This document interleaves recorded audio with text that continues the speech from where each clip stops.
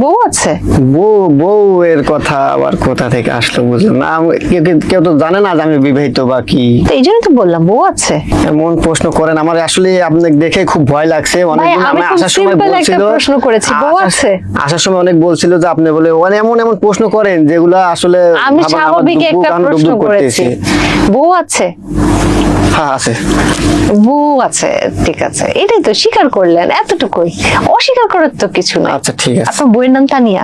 না তানিয়া না। নাম কি? সাদিয়া? না সাদিয়াও না। লামিয়া? তাও না। তাহলে নাম কি?